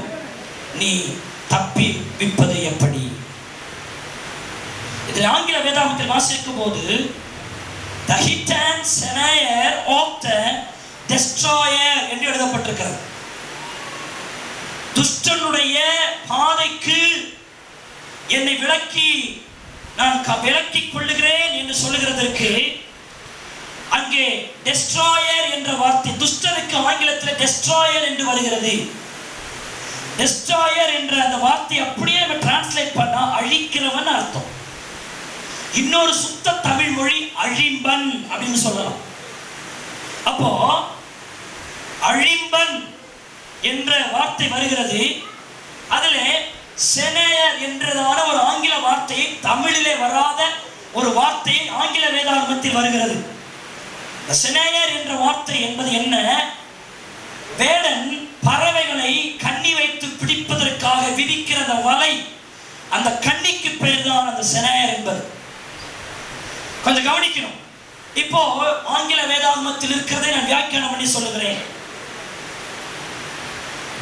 அழிம்பன் விதிக்கிற அந்த வலைக்கு அவருடைய உதடுகளினால் என்னை விளக்கமா என்ன செய்கிறேன்? காத்துக் கொள்ளுகிறேன். பிசாசு தந்திரசாலிமா, அவன் கண்ணி போட்டு உன்னை பிடிக்க பார்க்கிறான். நீ எவ்வளவு பெரிய ஊழியனாயிரு, நீ என்ன மாதிரி விசுவாசியாயிரு, பிசாசுக்கு நீ சாகர வரைக்கும் அவன் கூட உனக்கு போராட்டம் நடத்திட்டே தான் இருப்பான். அவன் அழிம்பன், உன்னை அழிக்கிறவன். இன்னைக்கு நீ ஜெபம் பண்ணிட்டியா, உன்கிட்ட கொஞ்சம் எட்ட இருப்பான். நாளைக்கு ஜெபம் பண்ணலையா, உன் பக்கத்துல வந்துடுவான். மறுபடியும் நீ உன்னை சரிப்படுத்தி ஜெபம் பண்றியா, கொஞ்சம் உன்னை விலக்கி போயிடுவான். பிறகு நீ ஜெபம் பண்ணலையா, உன் பக்கத்துல வருவான். இதுதான் சாத்தானுக்கு உங்களுக்கு போராட்டம். ஆகவே தான் மாம்சத்துக்கு விரோதமாய் ஆவி போராடுகிறது, ஆவிக்கு விரோதமாய் மாம்சம் போராடுகிறது. உலகத்தில் உங்களுக்கு இருக்கிற வரைக்கும் உபத்திரவம் உண்டு. வான மண்டலங்களில் பொல்லாத ஆவியின் சேனைகளோடு நமக்கு நித்தமும் போராட்டம் உண்டு. கொஞ்சம் கவனிங்க, பைபிள் எப்படி சொல்லுது பாருங்க. அவன் ஒரு கண்ணி வலையை வைத்துக் கொண்டு அழிக்கிறவனாய் இருக்கிறான். இந்த பறவையெல்லாம் பிடிக்கிறவங்க கண்ணி வைக்கிறவங்க எப்படி தான் வைப்பாங்க? கண்ணியை விரிச்சிடுவாங்க, அந்த கண்ணி மேல தானியங்களை தூவிடுவாங்க. தூரத்திலிருந்து வருகிற பறவைகளுக்கு கண்ணி தெரியாது, தானியம் தான் தெரியும். அது அப்படியே கண்ணியை போட்டுட்டு தானியத்தை மேல் பரப்பா போட்டுருவாங்க. பார்த்தா தானியம் தான் தெரியும், உள்ளுக்குள்ள கண்ணி தெரியாது. பறவைகள் வந்து உட்காரும், உட்கார்ந்து தானியத்தை கொத்த எண்ணும், அதனுடைய கால்கள் சிக்கிக்கொள்ளும். அதற்கு ஒரு விதமா இருக்கும், என்ன கால் சிக்குகிறதே என்று. அது எழும்பி பறக்க முயற்சிக்கும். அது முயற்சி எடுக்க எடுக்க அது சுருக்கு இறுக்கி கொண்டே இருக்கும். அவ்வளவுதான், மாட்டிக்கிச்சு. அப்போ சாத்தா என்ன பண்றான்னா, ஒரு விசுவாசியை பிடிக்கிறதுக்கு அருமையான தேவனுடைய பிள்ளையே, மறைவான பில்லி சூனியங்கள், ஏவல்கள், தந்திரங்கள், தகுடு, மாந்திரீகங்கள், இப்படிப்பட்டதையே சூழ்நிலைகள் எல்லாம் காட்டி, இந்த மாதிரி எல்லாம் காட்டி, இப்படிப்பட்ட கண்ணியே காட்டி வசனத்தை மறக்க வச்சிருக்கோம். கொஞ்சம் கவனிக்கணும். எப்படி கண்ணி கீழே இருக்கும், தானியம் மேல இருக்கும், அந்த கண்ணி வெளியே எப்படி தெரியாதோ, அதே போல பிரச்சனைகளும் போராட்டு வரும்போது பிசாசு பெரிய தந்திரம், முதல்ல வசனத்தை மறக்க வச்சிருவோம். பிரச்சனை வந்துட்டோன்னே யாரு பாக்குறது, எவங்களை பாக்குறது, இங்க போலாமா அங்க போலாமா, அவரை போயிட்டு இதை பார்க்கலாம், இப்படித்தான் வருவான வழியே வழங்கால் படித்து உட்கார்ந்து ஜெபம் பண்ணா அது சரியாகும் என்ற எண்ணத்தை நேரத்தை கொடுக்க மாட்டான். அதுதான் பைபிள் சொல்றது, நீங்க ஒன்றத்தை குறித்து கவலைப்படாமல் எல்லாவற்றை குறித்து ஸ்தோத்திரத்தோடு கூட ஜெபத்தினால் விண்ணப்பத்தினால் எனக்கு முதல்ல என்ன படுத்து, இதைதான் மறக்க வச்சிருவேன். தந்திரம் இத்த விட்டு விடுவோம், தெரியப்படுத்து விட்டுவிட்டு கவலைகளை மேற்கொள்வதற்காக மாத்தால போல அங்கிட்டுக்கு இங்கிட்டுக்கு அணையிட்டு கிடப்போம், சொத்திருக்கிறோம். இதனாலே தான் அநேகருடைய அஸ்திபாரம் என்ன செய்யுது, நிர்மூலமாகிறது. அப்ப என்ன செய்யணும், ஆண்டவருடைய இந்த வார்த்தையின் உதடுகளின் வாக்கை எடுத்து நாம் எடுத்து கைகளிலே எடுத்து ஆடும் பொழுது அந்த கண்ணிகள் தெரிப்படும், நாம் தப்புவோம். கைகளை தட்டி கர்த்தரை ஸ்தோத்திரம். அல்லேலூயா. சகோதரா, நீ முன்னேற கூடாதபடி உனக்கு யாராவது பொறாமையினால் ஏதோ ஏவலோ மந்திரமோ தந்திரமோ எதையோ உனக்கு செய்கிறார்கள் என்று நீ நினைக்கிறாயா? உன் வாழ்க்கை உயரக்கூடாதபடிக்கு, நீ மேலே வரக்கூடாதபடிக்கு உன்னோடே கூட இருக்கிறார்கள். ஆனால் உன் வாழ்க்கை அழிப்பதற்காக உனக்கு விரோதமாக நேர்முகமாகவோ மறைமுகமாகவோ தீமைகளை செய்கிறார்களா? உன்னை கலங்கம் பண்ணுகிறார்களா? உன் வாழ்க்கையே கடத்தின்னு நினைக்கிறாங்களா? உன் வாழ்க்கையை படுக்க வச்சு நினைக்கிறாங்களா? உன்னை எழும்பக்கூடாது நினைக்கிறாங்களா? உன் புருஷனே உனக்கு எதிராக இருக்கிறானா? உன் மனைவியே உனக்கு எதிராக இருக்கிறாளா? உன் பிள்ளைகளே உனக்கு எதிராக இருக்கிறார்களா? உன் அதிகாரி உனக்கு எதிராக இருக்கிறானா? உன் சொந்தக்காரர் உனக்கு எதிராக இருக்கிறார்களா? ஏதோ ஒரு சூழ்நிலை உனக்கு எதிராக இருக்கிறதா? ஏதோ ஒரு காரியம் உன்னை சவால் விட்டு கொண்டிருக்கிறதா? நீ பிரகாசிக்க கூடாதபடி, நீ ஜெபிக்க கூடாதபடிக்கு ஏதோ ஒரு அழிம்பன் உன்னை அழித்துக் கொண்டே இருக்கிறானா? உன் வாழ்க்கையை கலக்கப்படுத்தி கொண்டே இருக்கிறானா? ஜெபிக்கணும் என்ன வரும்போது அழிக்கிறவர்கள் தான் உன் கண்களுக்கு பதிலாக வருகிறார்களா? உன்னை சுற்றிலும் கண்ணீரும் கவலையுமா இருக்கிறாயா? ஒரு சமாதானம் இல்லாமல் இன்று நீ உட்கார்ந்து கொண்டிருக்கிறாயா? சந்தோஷம் இல்லாமல் இன்றைக்கு திருச்சபைக்கு வந்திருக்கிறாயா? இன்றைக்கு நீ புதிதாய் கர்த்தரை ஏற்றுக்கொண்ட ஒரு விசுவாசியா? இன்றுதான் நீ ஆலயத்திற்கு வந்திருக்கிறாயா? நான் பேசுகிற கர்த்தருடைய வார்த்தை வல்லமை உள்ளது. அந்த வார்த்தையை யார் எடுக்கிறார்களோ, அந்த வார்த்தையை யார் விசுவாசிக்கிறார்களோ, அந்த வார்த்தையை யார் எடுத்து பயன்படுத்துகிறார்களோ, எப்பேற்பட்ட பிரச்சனையா இருந்தாலும், எப்பேற்பட்ட போராட்டமா இருந்தாலும், அந்த வார்த்தைகளை எடுக்கிறவர்கள் ஜெயம் பெறுவார்கள். கைகளை தட்டி கர்த்தரை ஸ்தோத்திரம். சிஸ்டர் பிரதர், நான் உங்களுக்கு ஒரு முக்கியமான ரகசியத்தை சொல்றேன். பிசாசின் தந்திரத்தில் பெரிய தந்திரம் உங்கள் பிரச்சனையில் வசனத்தை மறக்க வைப்பதுதான் அவன் தந்திரம். பிரச்சனையே தான் காட்டுவான், காட்டிக்கிட்டே இருப்பான், பெருசு பெருசா காட்டுவான். நீங்க சொல்ல, பெரிய பர்வதமே நீ மாற்றம், எனக்கு முன்பாக நீ சமபூமியாய் என்னிலே கர்த்தருடைய வார்த்தை இருக்கிறது. நீ ஈட்டியோடும் கேடயத்தோடும் பட்டயத்தோடும் வருகிறாய், நானோ நீ நிந்திக்கிற இயேசு கிறிஸ்துவின் நாமத்தினால் வருகிறேன். உன்னை கர்த்தர் என் கையிலே ஒப்புக் கொடுப்பார். ஹல்லேலூயா. கர்த்தர் மகிமையானவர்.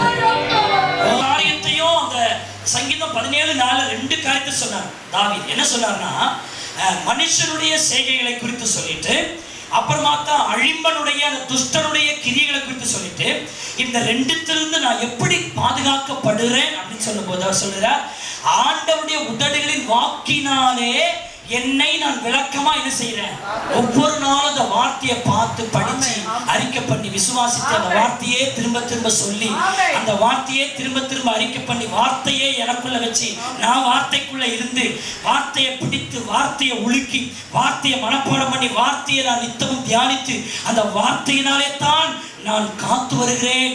என் நிர்மூலம் என்னுடைய அஸ்திபாரம் அசையாம இன்னைக்கு இருக்குன்னா அந்த வார்த்தையினாலதான் என் அஸ்திபாரம் நிற்கிறது. அப்ப உங்க வாழ்க்கையில எப்பப்பெல்லாம் பிரச்சனை வருதோ எடுங்க இந்த வசனத்தை. இந்த பைபிளுடைய எஃபெக்டே தனி எஃபெக்ட். உன் பலத்தினால் முடியாது, உன் பராக்கிரமத்தினால் முடியாது, இந்த வார்த்தையினால் முடியும். இந்த வார்த்தையை நீங்க சொல்ல அது நடக்கும், நீங்க சொல்ல அது நடக்கும், நீங்க பேச அது செயல்படும், நீங்க சொல்ல அந்த பிரச்சனை ஓடும். வசனத்தை சொல்லணும். அதுக்கு தான் இங்க போட்டோ வச்சிருக்கிறாங்க. பைபிள் வசனம் தான்.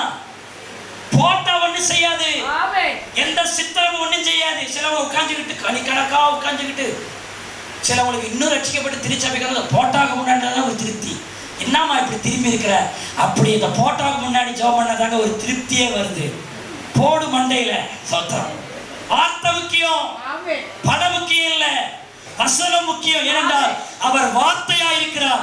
அந்த வார்த்தை மாம்சமாகி சத்தியத்தினாலும் கிருபையினாலும் நிறைந்தவராய் உங்களுக்குள்ளே வாசமா இருக்கிறார். ஆண்டவர் சொன்னாரா, போட்டாவாகவும் சித்திரமாகவும் உங்களுக்குள்ள இருக்கிறார் சொன்னாரு. வார்த்தையா தான் எனக்குள்ளவர் இருக்கிறார். அதனால வார்த்தையை சொல்லாம நீ படத்தையே பார்த்தீங்கன்னா நீயும் படமாயிடுவ. ஒரு நாள் மாட்டு மாலைய போடு ஊதுவத்தி என்றுவாங்க சாத்திரம். அப்ப நீ என்ன செய்யணும்? வார்த்தையை சொல்லணும், வார்த்தையை யூஸ் பண்ணணும். வார்த்தை தான் உன்னை விடுவிக்க வல்லமை உள்ளது. ஹல்லேலூயா. இயேசு கிறிஸ்துவின் வாழ்க்கை உதாரணமா பார்த்து நம்ம முடிக்க போறோம். இயேசு கிறிஸ்துவின் வாழ்க்கையில பிரச்சனைகள் போராட்டம் வரும்போது அவர் பிதாவின் படத்தை வைத்துக் கொண்டு பார் அப்படின்னு சொன்னாரு. இயேசு எப்படி ஜெயித்தார்? வார்த்தையினாலே ஜெயித்தார். அருமையான தேவனுடைய பிள்ளையே, லூக்கா 4ஆம் அதிகாரத்தை நீங்கள் திருப்பிக் கொள்வீர்களானால் 4:1 பாருங்க. இயேசு பரிசுத்த ஆவியிலே நிறைந்தவராய் யோர்தானை விட்டு திரும்பி ஆவியானவராலே வனாந்திரத்துக்கு என்ன செய்யப்பட்டார்? கொண்டு போகப்பட்டார். 40 நாள் பிசாசினாலே என்ன செய்யப்பட்டார்? அவர் சோதிக்கப்பட்டார்னு இருக்கு இல்லையா? இந்த சூழ்நிலை தான் அநேகருடைய வாழ்க்கையில் வருது. பிரச்சனை, போராட்டம், சோதனை, வனாந்தரங்கள், வேதனை. குடும்பத்தில் ஒண்ணுமே இல்லையா? என் குடும்பமே காலியா கிடக்குது. அரிசிப்பானில் அரிசி இல்லை, அலமாரில் பணம் இல்லை, வீடே தரித்திரமா இருக்கியா, வெளிச்சமே இல்லையா, அங்கே வீட்டில் ஆசீர்வாதமே இல்லைன்னு சொல்லி அநேகருடைய உங்களுடைய குடும்பத்தை நீங்கள் வனாந்தரத்தை போல அங்கே வீடு இருக்கலாம். ஆண்டவர் அப்படிதான் இருந்தார். அந்த மாதிரி சூழ்நிலை இருந்த பொழுது ஆண்டவர் அதை எப்படி ஜெயித்தார் என்பதை நான் உங்களுக்கு சொல்லுகிறேன். முதலாவதாக அவருக்கு 3 விதமான சோதனை வந்தது. உணவு, உலகம், உப்பரிக்கை. 3 உ. முதலாவது உணவு, இரண்டாவது உலகம், மூன்றாவது உப்பரிக்கை. இந்த 3 விதமான சோதனை வந்தது. இந்த 3 விதமான சோதனைகளையும் அவர் கடந்தார். முதலாவது உணவை குறித்து பார்க்கும்போது லூக்கா 4ஆம் அதிகாரம் 2வது வசனத்திலிருந்து 4வது வசனம் வரைக்கும் நீங்கள் பார்க்கும்போது 40 நாள் பிசாசினாலே சோதிக்கப்பட்டார். அந்த நாட்களில் அவர் ஒன்று புசியாது இருந்தார். அந்த நாட்கள் முடிந்த பின்பு அவருக்கு பசி உண்டாயிற்று. பிசாசு அப்போது அவரை நோக்கி, நீ தேவனுடைய குமாரனேயானால் இந்த கல்களை அப்பமாக்கும்படி சொல்லும் என்றார். அவர் பிரயத்தனமாக, மனுஷன் அப்பத்தினால் மாத்திரமல்ல தேவனுடைய ஒவ்வொரு வார்த்தையிலும் எவ்ரி சிங்கிள் வேர்ட், ஒவ்வொரு பைபிள் இருக்கிற ஒவ்வொரு, இந்த வார்த்தை அந்த வார்த்தை அல்ல, பைபிள் இருக்கிற ஒவ்வொரு வார்த்தையிலும் நான் பிழைப்பேன் என்று சொல்லுகிறவர்கள் கைகளை தட்டி கர்த்தரை ஸ்தோத்திரம் பண்ணுங்க. எல்லாரும் சொல்லுங்க, பிசாசே, சத்தமா சொல்லுங்க, பிசாசே, நீ என்ன ஒண்ணு பண்ண முடியாது, உன் தந்தரை என்ன ஒண்ணு பண்ண முடியாது. கர்த்தருடைய கையில வேத புத்தகத்தை கொடுத்திருக்கிறார். அந்த ஒவ்வொரு வார்த்தையிலும் நான் உன்னை ஜெயிப்பேன். சொல்லுங்க, ஒவ்வொரு வார்த்தை நான் பிழைப்பேன். கைகளை தட்டி கர்த்தரை ஸ்தோத்திரம் பண்ணுங்க. பிசாசே அவருக்கு பசி உண்டாயிட்ட போது இந்த கல்லுல அப்பமாக்கி சாப்பிடணும்னு சொல்லி அவருக்கு உண்டாகின. கர்த்தர் சொன்னார், நீ நினைக்கிற மாதிரி கல்லுல அப்பமாக்கி சாப்பிடுறது தான் பிழைப்பல்ல, அப்படி வாயிலிருந்து புறப்படுற ஒவ்வொரு வார்த்தையில என்ன செய்வான், பிழைப்பேன் அப்படின்னு சொல்லி ஆண்டவர் சொல்கிறார். அப்படியானால் இங்கே சொல்லுகிற பசியானது இது வந்து சரீரத்திற்கு உரிய அல்லது உடம்புக்குரிய பசி அல்ல. இந்த பசி வந்து ஆத்துமாவிலே வருகிற பசி. இந்த ஆத்துமாவுக்கு அடுத்த வருகிற பசியில குறுக்கு வழியில உணவு தேடக்கூடாது. ஹலோ, ஆத்துமாவுக்கு வருகிற பசியில எந்த வழியில உணவு தேடக்கூடாது? குறுக்கு வழியில உணவை என்ன செய்யக்கூடாது? தேடக்கூடாது. உன் ஆத்தும பசிக்கு கர்த்தருடைய வசனத்தின் மூலமாகத்தான் உன் பசி நீக்கப்படுமே ஒழிய, உன் ஆத்தும பசிக்கு நீ குறுக்கு வழியில என்னத்தை தேடக்கூடாது? ஆகாரத்தை தேடவே கூடாது. நீதிமொழிகள் 6ஆம் அதிகாரம் 30வது வசனமும் 31வது வசனம் பாருங்க. திருடன் தன் பசியை ஆற்ற திருடினால் ஜனங்கள் அவனை இகழ மாட்டார்கள். அவன் கண்டுபிடிக்கப்பட்டால் அருமையான 7 மடங்கு கொடுத்து தீர வேண்டும். தன் வீட்டில் உள்ள பொருட்களை எல்லாம் கொடுக்க வேண்டியதாகும். அடுத்த வசனம் பாருங்க. ஸ்திரீயுடனே விபச்சாரம் பண்ணுகிற மதிக்கட்டவன் அப்படியே செய்கிறவன். எப்படி? மேல இருக்கிற வசனத்தை கீழே இருக்கிற வசனத்தோடு இணைந்து பாத்தீங்களா? 30ம் 31 சொல்லிட்டு 32ல சொல்லும் போது மேல இருக்கிற 2 வசனத்தை இணைச்சு சொல்றார் சாலமோன். நான் மறுபடியும் படிக்கிற, எல்லாரும் பாருங்க. திருடன் தன் பசியை ஆற்ற திருடினால் ஜனங்கள் அவனை இகழ மாட்டார்கள். அவனை கண்டுபிடிக்கப்பட்டால் 7 மடங்கு கொடுத்து தீர வேண்டும். தன் வீட்டில் உள்ள பொருட்களை எல்லாம் கொடுக்க வேண்டியதாகும். ஸ்திரீயுடனே விபச்சாரம் பண்ணுகிற மதிக்கட்டவன் அப்படியே செய்வான். தன் ஆத்துமாவை கெடுத்து போடுகிறான். எல்லாரும் கொஞ்சம் கவனிக்கணும். திருமணம் பாவம் அல்ல.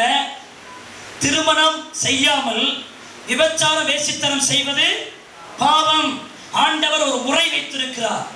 எல்லாம் அந்த முறையோடு நடந்தால் பாவம் இல்லை, முறை தவறி நடந்தால் எதுவும் பாவம். எந்த விஷயத்தையும் நேர் வழியிலே கர்த்தர் எப்படி வாழி வகுத்திருக்கிறாரோ அந்த வழியில் தான் எதையும் செய்ய வேண்டுமே ஒழிய, உன் ஆசையை தீர்த்து கொள்ள, உன் இச்சையை தீர்த்து கொள்ள, உன்னுடைய மனதின் ஏக்கத்தை தீர்த்து கொள்ள கர்த்தர் அமைத்த பிரமாணத்தின் வழியே சொல்லாமல் ஒரு குறுக்கு வழியில செய்தால் நீயும் அப்படியே உன் அஸ்திபாரம் நிர்மூலமாகும். நான் சொல்றது இன்னும் நான் விளக்கமா சொன்ன தாங்கிக்க மாட்டீங்க. இதோடு போதும்னு நினைக்கிறேன். அருமையான தேவனுடைய பிள்ளையே, உங்கள் ஆத்துமா பசிக்கு குறுக்கு வழியில் உணவு தேட வேண்டாம். ஆண்டவர் உங்களுக்கென்று தமது வார்த்தையை வைத்திருக்கிறார். அந்த வார்த்தையின் வழியாகத்தான் ஒன்றை நீங்கள் தேட வேண்டுமே ஒழிய, மாறாக தேடி பெற்றுக் கொள்ளுகிறவர்களுடைய அஸ்திபாரம் நிர்மூலமாகும். அருமையான தேவனுடைய பிள்ளையே, இப்படிப்பட்ட பிரச்சனை வந்தபோது கர்த்தர் எடுத்தார் வார்த்தை. என்ன பேசுற? மனுஷர் அப்பத்தினால் மாத்திரமல்ல, தேவனுடைய வாயிலிருந்து புறப்படுகிற ஒவ்வொரு வார்த்தையிலும் பிழைப்பான்னு சொல்லி சாத்தானை வார்த்தையினாலே ஜெயித்தார். கைதட்டி கர்த்தரை ஸ்தோத்திரம். லூக்கா 4ஆம் அதிகாரத்தில் 5வது வசனத்திலிருந்து 8வது வசனம் வரைக்கும் பாருங்கள். பின்பு பிசாசு அவரை உயர்ந்த மலையின் மேல் கொண்டு போய் உலகத்தின் சகல ராஜ்யங்களையும் ஒரே நிமிஷத்தில் அருமையான தேவனுடைய பிள்ளையை காண்பித்து, இவைகள் எல்லாவற்றின் மேலுள்ள அதிகாரத்தை, இவைகளின் மகிமையை சோத்தரிக்கிற உமக்கு தருவேன். இவைகளை எனக்கு ஒப்புவிக்கப்பட்டிருக்கிறது. எனக்கு இஷ்டமானவர்களுக்கு இவைகளை கொடுக்கிறேன். நீ என்னை பணிந்து கொண்டால் எல்லாம் உம்முடையது ஆகும் என்று சொன்னார். முதலாவது உணவு பிரச்சனை, இப்போது உலகம் என்கிற ஒரு சத்துரு. அருமையானவர்களே, அப்போ இதை நீங்க வாசிக்கும் போது செல்வம், ஆஸ்தி, பணம், வீடு, காரு, பங்களா எல்லாம் நமக்கு வேண்டாமா? வேண்டும் தான். ஆனா எல்லாம் வேண்டும். ஆனா அதுக்காக சாத்தானுக்கு ஐஸ் வச்சு வாங்கக்கூடாது. சாத்தான பணிந்து அவனுக்கு ஒரு முக்குடு போட்டு அவனுக்கு சைடா சப்போர்ட் பண்ணி அவன் காரியத்துல கொஞ்சம் கண்ணாட்டி கையாட்டி அதில வருகிற இழிவான ஆதாயத்தில் வளர்வது அஸ்திபார விசுவாசிக்கு அழகு. அவன் சொல்றான், இதெல்லாம் கொடுக்குற பணின்னா அதுக்கு பணிஞ்சிருவோமா நாங்க? அருமையானவர்களே, எந்த காரியத்துக்கு நீங்க அடிபணிய கூடாது, எந்த உலகத்திற்கும் நீங்கள் உங்களை அர்ப்பணித்து விடக்கூடாது. சாசு சில வேலை அப்படி உயர்ந்து கொண்டு போய் என்ன வேண்டியதற்கு மிஞ்சி சில காரியத்தை செய்வான். சொல்லணும், அதெல்லாம் செய்ய முடியாது. ஆண்டவர் என்ன சொன்னார்? உபாகமம் 6:13 எடுத்து காட்டின வசனம், உன் தேவனாகிய கர்த்தரை பரீட்சை பாராதிருப்பாயாக. அல்லது உபாகமம் 6:13 உன் தேவனாகிய ஒருவருக்கே பணிந்து அவருக்கே ஆராதனை செய்ய வேண்டும் என்றெல்லாம் எழுதப்பட்டிருக்கிறது. நீ என்ன எப்படி சொல்ற? வசனம் தெரிஞ்சவங்க தான் சாத்தானுக்கு தப்ப முடியும். வசனம் தெரியாதவன் ஏமாத்திடுவான். நீங்க சொல்லணும், ஆண்டவர் ஒருவருக்கே பணிந்து நான் ஆராதனை செய்வேன். அவர் என்னை உயர்த்த வல்லவராய் இருக்கிறார். அவர் என்னை மேன்மைப்படுத்த வல்லவராய் இருக்கிறார். அவர் என்னை ஆசீர்வதிக்க வல்லவராய் இருக்கிறார். இன்னைக்கு நான் கொஞ்சம் கஷ்டப்படுறேன், இப்ப என்கிட்ட பணம் இல்ல, நான் தலை காஞ்ச மாதிரி இருக்கிறேன்னு சொல்லி என்னை ஏமாத்தன்னு பாக்குறேன் பிசாசே. எனக்கு பணமே இல்லாட்டினாலும் போகட்டும், எனக்கு வீடு கூட இல்லாட்டினாலும் போகட்டும், என்னை ரட்சித்தவரை விட்டு நான் மூங்கிட்ட வர ஒரு நாள் சம்மதி. ஹல்லேலூயா சொன்னார் பாருங்க. அவ்வளவுதான், சாத்தான் அந்த இப்படி ஜெயிச்சார். அது மாத்திரமல்ல, லூக்கா சுவிசேஷம் 4ஆம் அதிகாரம் 9வது வசனத்திலிருந்து பாருங்க. அப்பொழுது அவன் அவரை எருசலேமுக்கு கொண்டு போய் தேவாலயத்தின் உட்பொறிக்கிறவரை நிறுத்தி, நீர் தேவனுடைய குமாரனால் இங்கே தாழ குதியும், ஏனெனில் உம்மை காக்கும்படித்தவருடைய தூதர்களுக்கு உம்மை கட்டளையிடுவார் என்றும் உம்முடைய பாதம் கல்லிடாதபடிக்கு அவர்கள் உம்மை கையில் ஏந்தி கொண்டு போவால் எழுதியிருக்கிறதே என்று சொன்னார். அப்படியானால் அடுத்த பிரச்சனை உப்பரிக்கை பிரச்சனை. முதல்ல உணவு, இரண்டாவது உலகம், அப்புறம் உப்பரிக்கை. பாருங்க, பிசாசானவன் நமக்கு ஒரு பெருமையான எண்ணத்தை கொண்டு வருகிறான். நம்முடைய வாழ்க்கையில நம்முடைய என்ன வேண்டியதற்கு மிஞ்சி என்ன வைப்பான். சோத்திரம். சில ஆட்கள் அதை உசிப்பியத்தையே கெடுத்துருவாங்க காரியத்தை. உங்களால முடியாது, என்ன நீங்க எப்படி அப்படியே பேசி பாடலாம், ஒண்ணுமே தெரியாது, நீங்க பாடினா அப்படி இருக்கும் அப்படின்னு சொல்லி ஒருத்தர் சொல்றாரு, சிஸ்டர் அவங்க பாடு சகிக்கல, நீங்க ஒரு கேசட் போட்டா நல்லா இருக்குமே, எவ்வளவு அருமையா பாருங்கிட்ட அந்த அம்மாவை கேசட் போட காசை கறந்து அந்த அம்மாவுக்கு ஒரு பாட்டை கொடுத்துட்டு இவர் 9 பாட்டை போட்டு அந்த பாட்டு கேசட்டை போறதுக்காக அந்த அம்மாட்ட அவர் போட்ட விட்டு நீங்க பாடுற மாதிரி யாரும் அந்த கேசட்டோட உறவு முறிந்தது. சோத்திரம். அப்புறம் பல பிரச்சனை, இப்படி பல காரியங்களை பார்க்க முடியும். இப்படித்தான் நிறைய பேர் அங்கிருந்து அவங்கள பாட வைக்க மாட்டாங்க, இங்க வந்தீங்கன்னா நாங்கள் கேசட்டே போடுவோம். இப்படி ஏத்தி கவுத்து போடுற ஆள்ல நிறைய இருக்கு. சோத்திரம். இங்க அப்படி ஏத்தவும் மாட்டோம், அப்படி கவுக்கவும் மாட்டோம். அதான் முக்கியம். சோத்திரிக்கிறோம். எப்போதும் ஒரே சீரான காரியம். ஏனென்றால் சாத்தான் அப்படி ஏத்தி தள்ள பார்ப்பான். அவன் ஏத்துறது எதுக்காக? தள்ளுறதுக்கு தான். அப்போ சில அந்த மாதிரி ஆளெல்லாம் பேசும்போது கவனிச்சிடும், ஆவியை கவனிக்கணும். அப்படி பேசும்போது, அப்படிங்களா, நீங்களும் அதே பாணியில சரிங்க, நீங்க கூட நல்லா தான் பேசுறீங்க சொல்லிட்டு விலகிட வேண்டியது. அல்லேலூயா. அப்போ அப்படி ஆண்டவர் அதுக்கெல்லாம் மசியில, அவர் ராஜாதி ராஜா அல்லவா. அவர் உபாகமம் 6:16 சோத்திரம் ஒரு விஷயத்தை சொல்லி, உன் தேவனாகிய கர்த்தரை பரீட்சை பாராதிருப்பாயாக என்று எழுதியிருக்கிறதே சொல்லி ஒரு வசனத்தை சொல்லி விட்டேன். சொன்னதான் லூக்கா 4:10 படிச்சு பாருங்க. பின்பு 13 வசனம் பாருங்க. பிசாசானவன் சோதனைகள் எல்லாம் முடித்து அவரை விட்டு விலகி போனான். சில காலம் இருந்தாலும் அந்த நேரத்தில் அவரை விட்டு விலகி போனான். ஆமென். ஹல்லேலூயா. அப்ப பிசாசு விட்டு விலகின நான் எதை பயன்படுத்தணும்? வார்த்தைய. ஆமா, சும்மா வார்த்தை இல்லாம பிசாசை விளக்க முடியாது. யாரெல்லாம் வார்த்தையை பிரசங்கிக்கிறாங்களோ அவங்க வீட்டை விட்டு பிசாசை துரத்தலாம், குடும்பத்தை விட்டு பிசாசை துரத்தலாம், வாழ்க்கையை விட்டு பிசாசை துரத்தலாம், சாரியை விட்டு பிசாசை துரத்தலாம். அதுல இன்னொரு வசனம், பிசாசு போன பிறகு 14ஆம் வசனம் பாருங்க. இயேசு ஆவியானுடைய பலத்தினாலே அவர் திரும்பி போனார். கைதட்டி எல்லா கர்த்தரை ஸ்தோத்திரம் பண்ணுங்க. ஆமென், அல்லேலூயா. பாருங்க, பிசாசு போடுவனே என்ன பலன் வந்துருச்சு? ஆவியின் பலன். அப்ப பிசாசு போகவும் ஆவியின் பலன் வரவும் எதை யூஸ் பண்ணணும்? வார்த்தை. அந்த வார்த்தை யூஸ் பண்ணாதான் மனுஷ செய்கைகளுக்கும் துஷ்டனுடைய அகம்பாவங்களுக்கும் நீங்க தப்பலாம். உங்கள் அஸ்திபாரம் தப்பும். நம்ம எல்லாரும் எழுந்து நிற்போமாக. ஆவி எந்த உள்ளம் தங்க வேண்டும்,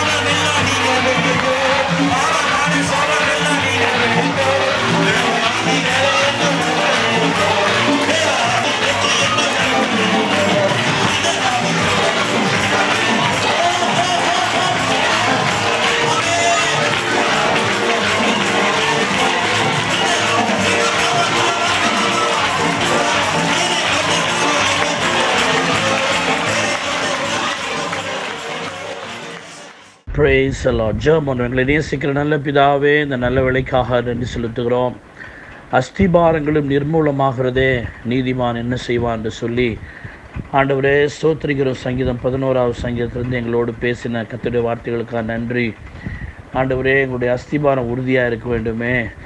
ஆண்டவரே ஸ்தோத்திரிக்கிறோம். நாங்கள் நிர்மூலமாகாதபடிக்கு எங்களை தற்காத்து கொள்ள வேண்டுமே என்று எங்களோடு பேசின வசனங்களுக்காக நன்றி.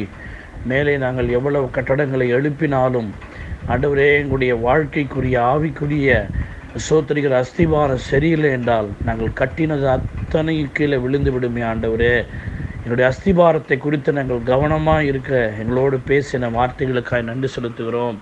மனுஷருடைய செய்கைகளை குறித்து நாம் எப்படி சோத்திரிக்கிறோம் காத்து கொள்ள வேண்டும் என்றும், துஷ்டனுடைய பாதைகளுக்கு நீ தப்புவது எப்படி என்றும் ஆண்டவரே எங்களோடு பேசினீங்க. ஆண்டவரே சோத்திரிக்கிறோம். ஆண்டவராகிய இயேசு கிறிஸ்துவுக்கு 3 விதமான சோதனைகள் வந்தது. அவருடைய அஸ்திபாரங்களுக்கு விரோதமாக பிசாசு காரியங்களை செய்ய பார்த்தான்.